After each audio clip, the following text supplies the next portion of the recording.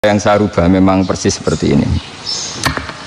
Bismillahirrahmanirrahim. Yaqulu Zuhri, ini gurunya Imam Malik. Fama futiha fil islami fathun qablahu kana a'zama minhu. Innama kanal qitalu haitsul taqon nasu. Falam makanatil hudnatu wa wadu'atil harbu wa amanan nasu ba'duhum ba'du wal taqaw fatafawadu fil hadits wal munaza'ah. Falam yaklim ahadun bil islami yaqilu syai'an illa dakhula fihi. Walaqad dakhalataini kasanaten mislu man kana fil islam qabla dzalika wa aktsar. Terus ini ngomongnya harus santai, enggak boleh provokatif. Begini, kita tahu dalam perdamaian Hudaybiyah itu poin-poinnya itu semuanya merugikan Islam. Di antaranya adalah jika yang Islam masuk kafir harus dibiarkan karena berarti masuk ke habitat asli. Karena Nabi sebelum jadi Nabi komunitas pokok itu kafir, sehingga kalau Islam masuk kafir kembali ke habitat. Tapi kalau Islam masuk kafir, kafir masuk Islam itu harus dikembalikan karena dianggap bid'ah. Maka kalau kamu dituduh bid'ah itu tenang saja dulu, Nabi itu ya dituduh ji'ta bidinin muhdas, kamu datang dengan agama yang baru. Cuma agak diteruskan wa kullu muhdatsatin bid'ah wa kullu bid'atin dalalah. Jadi orang-orang kafir dulu kalau ngomentari Nabi ya ji'ta bidinin muhdas, kamu datang dengan agama yang baru. Nabi nurut. Semua perjanjian yang merugikan Islam itu Nabi nurut. Tapi Nabi hanya minta satu hal, jangan ada perang 10 tahun. Dan orang boleh seminar, boleh diskusi tentang Islam.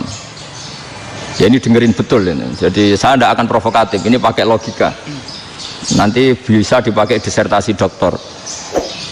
Tapi saya minta orang boleh diskusi, boleh seminar tentang Islam. Akhirnya saat itu juga ada orang yang masuk Islam. Di depan tulisan itu belum kering istilahnya. Datang ke situ, namanya Abu Jandal bin Suhail bin Amr. Itu datang ke Nabi, ya Rasulullah saya ini mau masuk Islam. Kata orang-orang kafir, ini pertama Muhammad, kamu komitmen enggak sama perjanjian? Kalau kamu komitmen harus kamu kembalikan. Nabi bilang, ya Abu Jandal kamu kembali ke mereka, ke habitat mereka, yaitu menjadi kafir, di komunitas kafir maksudnya. Akhirnya nangis. Sayyidina Umar itu mendekati Abu Jandal, kemudian memberi isyarat supaya ngambil pedangnya. Jadi isyaratnya wong ini baca ora wis. Maksudnya orang-orang kafir. Tapi Abu Jandal nggak mau. Singkat cerita akhirnya kembali ke komunitas kafir. Tapi yang dikatakan Imam Zuhri cara analisis ini nggak bisa pakai provokatif, harus pakai analisis. Innama kanal qitalu haitsul taqon nasu. Yang namanya perang itu menjadikan orang tidak berpikir jernih. Ini poin yang diambil oleh Rasulullah.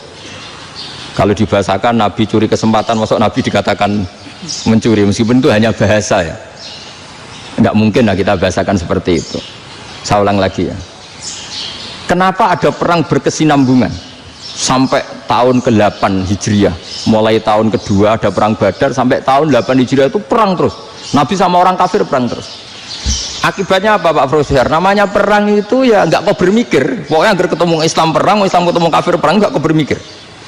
Padahal Islam itu bisa diterima oleh akal sehat, harus lewat diskusi, lewat pengamatan, lewat pemikiran, lewat pengendapan berpikir.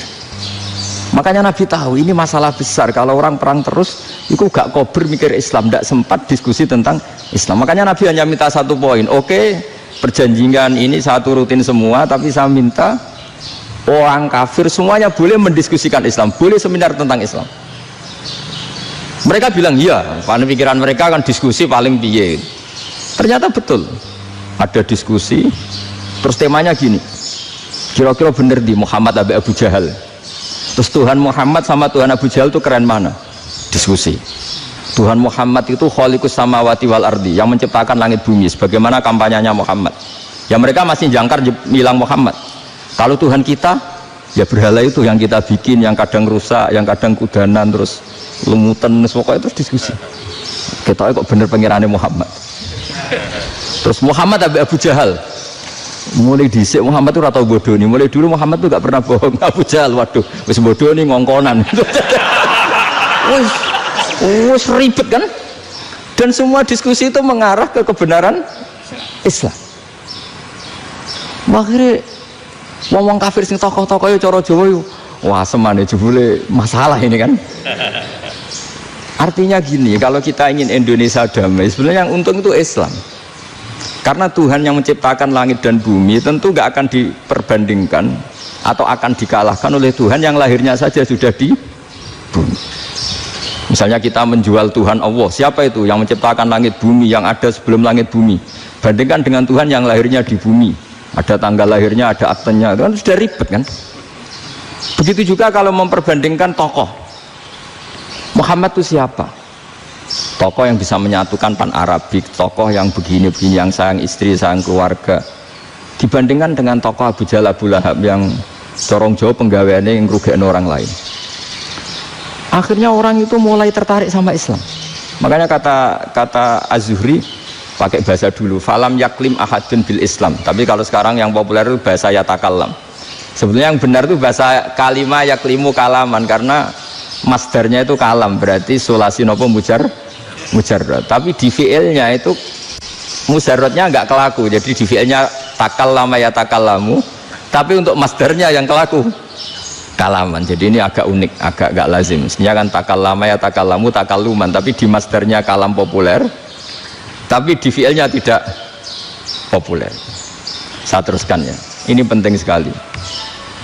Jadi menjual Islam, kalau boleh dibahasakan menjual, itu tetap enak dalam kondisi damai. Karena kalau kita perang, itu bawaannya kalau ketemu ya perang. Kalau ketemu perang, sehingga orang itu rakober diskusi loh, saat benernya Islam sampai kafir itu bener di. Karena tidak kober diskusi, tidak sempat diskusi, orang yang milih yang kafir. Karena yang mayoritas yang kuat. Sementara Islam zaman itu lemah. Ya Nabi itu yang diminta hudnah, yang penting kita damai. Terus orang boleh mendiskusikan benar mana kita dan mereka. Ya setelah diskusi ya tadi kan nggak mungkin Allah yang begitu keren hebat pencipta langit bumi dibandingkan berhala yang mengurus dirinya sendiri saja tidak bisa. Walhasil terus orang mulai tertarik sama Islam dan aturannya nggak boleh dilarang diskusi itu. Nah makanya saya pernah ditanya beberapa profesor di Jogja, Gus, suatu saat kalau kampus paling keren di Jogja ini ada Islamic Studies, kemudian pengajarnya dari berbagai agama, ini riskan nggak bagi Islam? Saya jawab, asal yang didiskusikan Islam itu nggak masalah, yang repot itu nak umat Islam. Karena kalau umat Islam yang jadi percontohan, banyak raja yang dolim, banyak pemimpin muslim yang dolim, terus identik dengan Islam itu jadi dolim kan ribet. Ya kalau pas umat Islam, kalau Islam yang kumat kan jadi masalah kan. Nah ini kan terus jadi beda umat Islam sama Islam yang lagi apa? Kumat. Sehingga cerita terus Islam mendapat posisi yang luar biasa.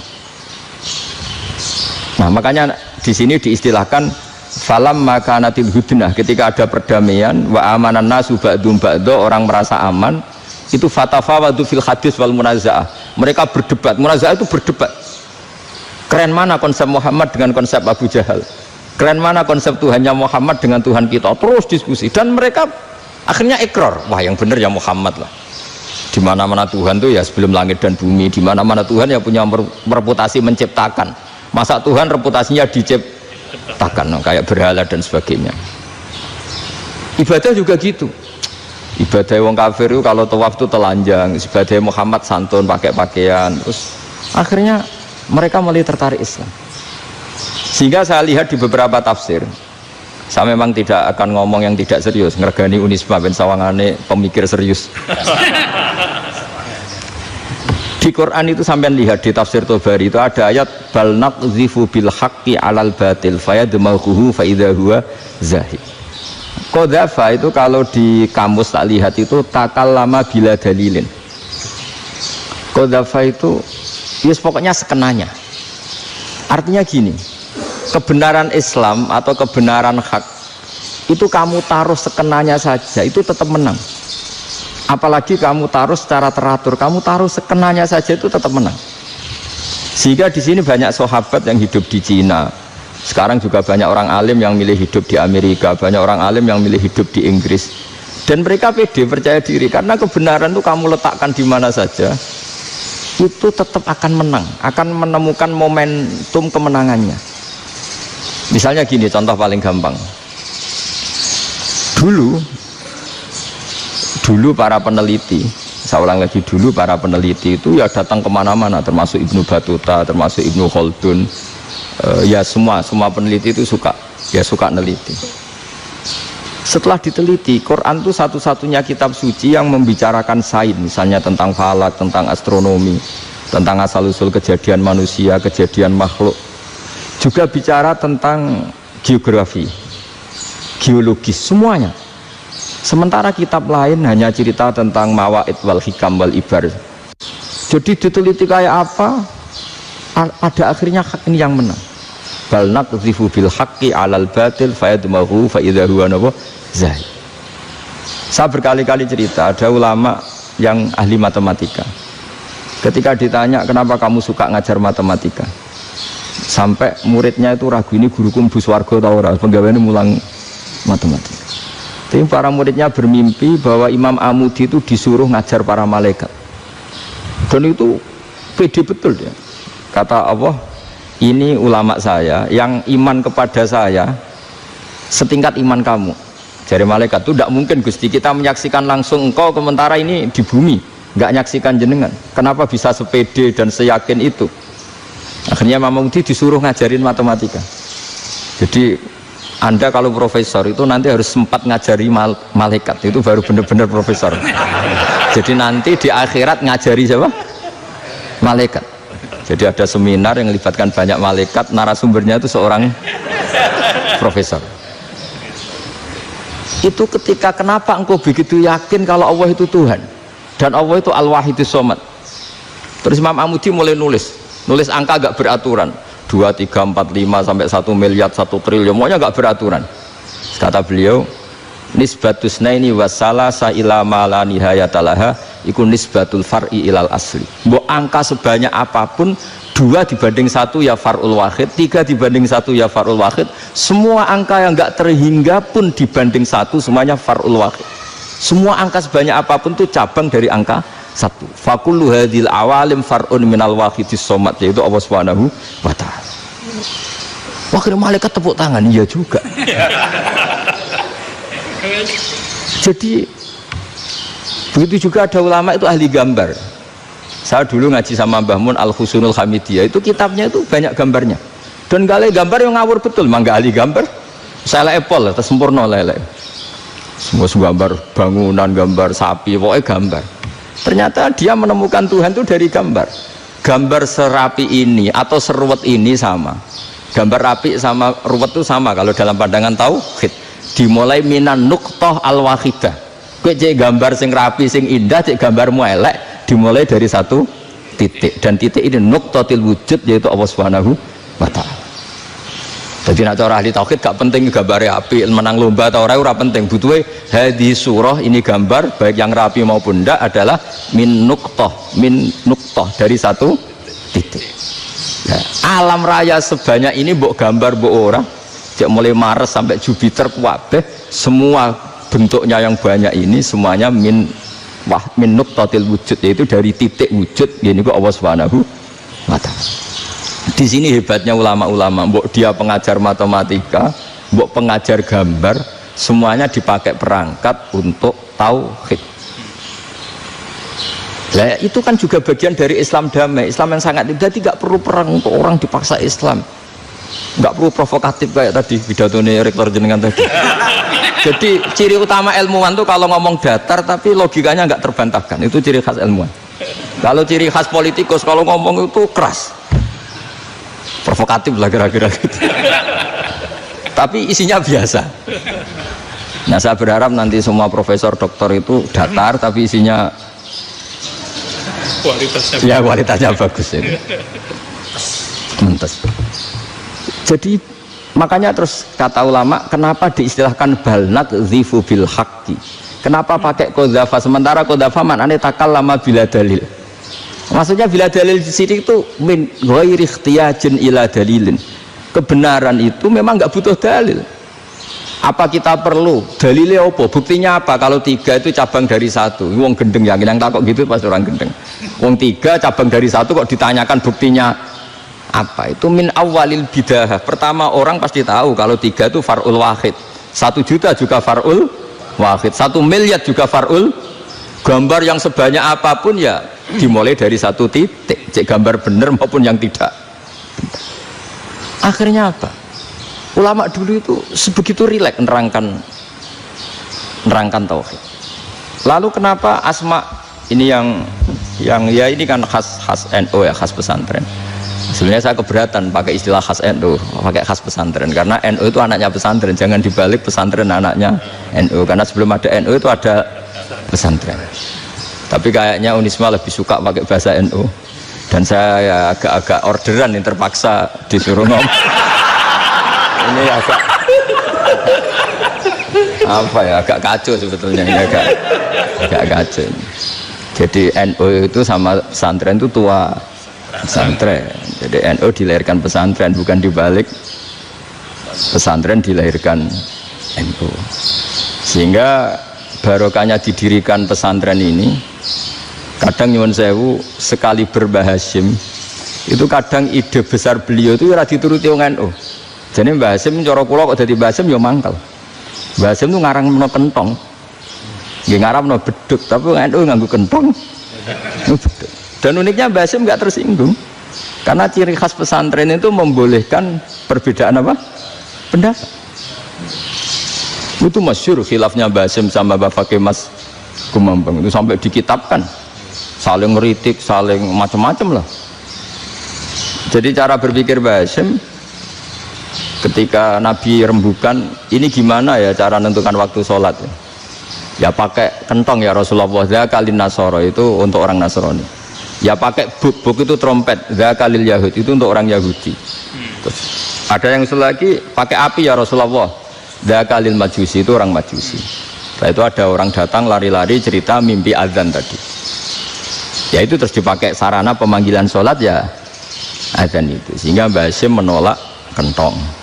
Karena mantas sababi qaumin bahwa beliau keras sekali sampai bilang haram. Beliau judulnya ya haram, al jasus antakrimin nakus.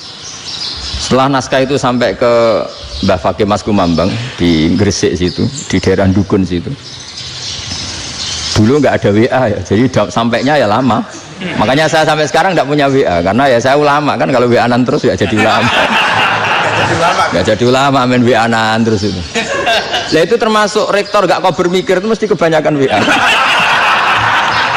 Karena kan otaknya didikte oleh sesuatu yang masuk. Sesuatu yang dilihat itu kan pasti mendikte kita. Beda kalau yang enggak WA-an kan mikir apa kita yang menentukan. Kalau WA-an kan kita ditentukan. Mau mikir anaknya butuh apa gara-gara WA informasi Jakarta mikir Jakarta. Padahal secara kewajiban ngapain kamu orang Malang mikir Jakarta. Gara-gara WA mikir Jakarta belum selesai ada berita di Sulawesi, mikir Sulawesi, habis itu mikir NTT. Makanya semua orang sekarang merasa tokoh nasional gara-gara informasi yang masuk itu nasional. Jadi Mas Yo RT yang mikir gimana Gus Indonesia kok ada RT sampai lupa kalau dia itu RT. Jadi semua orang sekarang merasa tokoh nasional. Nah, itu gara-gara apa coba? Akhirnya semua orang juga punya ide tentang nasional. Harusnya negara itu gini-gini. Jebule wonge sing duwe ikon itu sapa? RT. Ribet kan? Saya teruskan. Setelah naskah itu sampai ke Kiai Fakih Mas Kumambang, beliau itu marah besar. Ini harus dilawan dan saya bukan karena benci Mbah Hasim. Beliau teman saya ketika ngaji Kiai Mahfud di Mekah. Jadi Mbah Fakih dan Kiai Hasim itu teman ketika ngaji di Mekah. Cara ngelawan tuh lucu, gak ilmiah tapi gak ilmiah, wong alim tetap ilmiah. Di mana-mana serupa itu tidak sama. Ya kalau mungkin zaman Nabi di Medina itu zaman itu kentong itu identik dengan milik Nasrani. Di Indonesia beda. Pos kampling ya kentong, kebakaran ya kentong, wae sarapan orang di LP ya pakai kentong. Jadi tidak ada jaminan kalau kentongan itu identik dengan Nasrani. Lalu haramnya di mana? Yang di mana-mana tasabuh itu identik. Ini tidak identik. Mulai masalah kan? Mulai masalah. Jadi beliau gaya judul Hazruus. Hazruus itu kepala bergeleng-geleng. Sekarangan kok ngene jadi sekarangan kok provokatif gitu gitu. Nah, dan itu Mbah Hasim ya hormat Mbah Fakih hormat Mbah Hasim. Saya sendiri secara pribadi itu lebih suka pendapat Mbah Hasim sebetulnya, karena bagi saya sholat itu sakral. Ya sudahlah, kalau sakral ya dipanggil dengan sesuatu yang sakral, yaitu kalimat thayyibah adzan. Tapi saya tidak akan bilang kalau kentongan itu haram, karena kalau haram alasannya mirip orang Nasrani. Sementara pos kampleng ya pakai kentong, ada banjir ya kentong, ada kebakaran ya kentong, jadi tidak identik untuk misa atau untuk sholat ala Nasrani. Tapi itu dulu ya rileks saja, dua beliau itu ya saling menghormati padahal saling kritik. Dan dulu ulama yang beda madhab itu ya saling menghormati. Imam Syafi'i itu kalau sholat di kawasan Masjid Abi Hanifah ya tidak kunut. Ketika ditanya kenapa kamu tidak kunut sementara engkau berpendapat kunut itu sunat, ikroman di hadal madhab, saya sangat menghormati madhab. Imam Ahmad bin Hanbal itu berpendapat kalau orang pakai bekam, pakai iftisot atau hijamah itu batal sholatnya.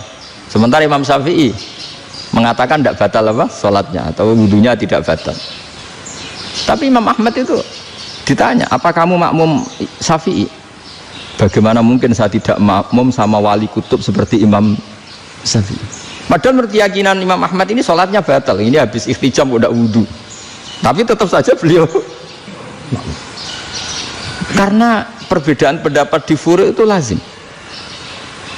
Ya orang boleh berdebat lah. Ketika Unisma datangkan saya itu saking senengnya kiai, saking sombongnya sampai ngatur kiai, kan nggak pernah bisa diperdebatkan. Itu kan orang boleh debat kan, itu saking angkuhnya apa saking senengnya, kan nggak jelas kan.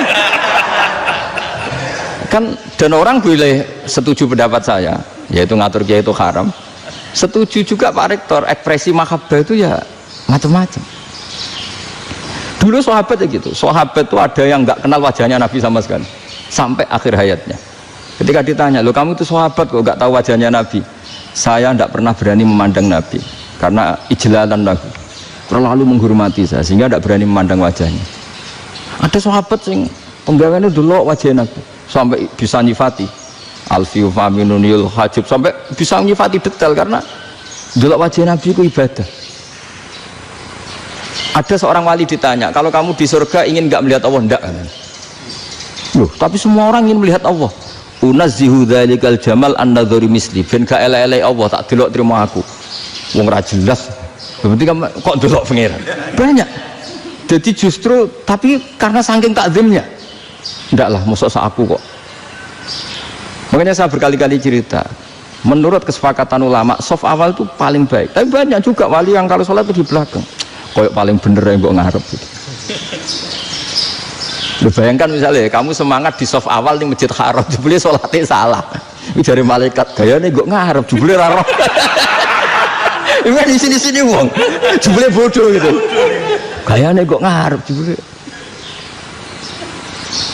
Coba orang kalau sowan Mbah Mun, yang berani di depan itu kan ya ketuanya atau jubirnya kan, yang merasa tidak pati pinter-pinter kan mesti di pojokan. Artinya sudut pandang seperti itu ya sah saja, apa? Sah saja. Makanya banyak sahabat yang jarang sowan Nabi, alasannya takut ganggu Nabi. Banyak yang sering sowan Nabi, alasannya seneng Nabi. Yang sowan ya seneng Nabi, yang nggak sowan alasannya seneng. Loh, Nabi itu tokoh, punya keluarga, punya anak. Kalau saya sering sowan berarti sering ganggu. Yang sering sowan dia alasan ini khazanah kita harus istifadah. Jadi zaman dulu dia biasa, dua sahabat, yang satu milih mahabbah itu milih sering sowan, yang satu juga mahabbah milih tidak sering. Karena pertanyaannya bisa dibalik kan, sering sowan apa sering ganggu coba. Nabi Abedar, assalamualaikum. Nabi nimang cucunya, assalamualaikum. Ayo bener yang sowan apa bener yang enggak kalau seperti itu. Akhirnya terus diatur sedemikian rupa oleh Quran. Walau annahum sabaru hatta takhruja ilaihim lakana khairal lahum. Jadi sahabat kalau mau sowan Nabi ya nunggu di Sufah. Kalau Nabi keluar berarti milik publik, sekali masuk ke dalam tidak ada sahabat yang berani sowan. La tadkhulu buyutan nabi illa ayyudzana lakum. Kalau soal sampai masuk dalam harus nunggu dipanggil. Karena sekali Nabi masuk dalam itu milik privat keluarga, milik istrinya, milik cucunya, milik keluarganya. Dan Nabi sekali keluar ke ruang itu berarti milik publik. Itu terus jalan tengah. Karena kalau langsung masuk, bayangkan saya itu sering menyaksikan Mbah Mun habis ngaji 2,5 jam ngaji Jalalain, baru masuk Assalamualaikum, padahal yai mungkin mau ke kamar mandi, mau ini itu. Jadi dulu itu Quran sangat modern, sebelum ada dokter ngatur tamu, rektor ngatur tamu itu Islam sudah modern. Dia kan gak fair kan, misalnya saya ke Unisma harus janjian pakai ini, terus kalau misalnya kesini selonang-selonang kan lucu kan, mentang-mentang kiai terus juga sowan-sowanan selonang-selonang, padahal kalau kita mau ke mereka pakai protokol. Sering gak fair dunia ini, tapi karena aku kiai oleh gelo ya sudah. Akhirnya saya memutuskan gak gampang kemana-mana karena itu. Saya sering didatangi ajudannya menteri, Gus mau ada tamu dari Jakarta tanggal ini, mesti saya bilang, mereka milih tanggal yang mereka kosong, kok gak mikir apa situ kosong. Tak jawab enggak lah, sebelum diatur bahasanya dan tawaduknya gitu. Akhirnya dibalik, datang lagi, Gus jam dengan kosong apa, kita menyesuaikan. Lah itu lagi di akhlak kata saya. Itu baru punya akhlak kata saya. Bukan masalah ini, bukan masalah gengsi ya. Saya sendiri itu dolan ke alumni itu jarang, karena ya takut. Kiai kan yo nganggur, jam 9 nganggur, jam 10 nganggur. Bisa saja alumni itu kerja di pabrik, bisa saja yang latihan ekonomi di pasar. Jika kalau saya datang jam 9, iki kiai sing nilai santri ini, apa kiai sing ganggu santri? Nah karena orang ini melakukan rutin gak kok berpikir, pokoknya ngono jenenge silaturahim. Mau nyerah kok berpikir, padahal kalau diangen-angen ini kiai yang nilai santri ini, apa kiai yang ganggu santri ini karena datang di jam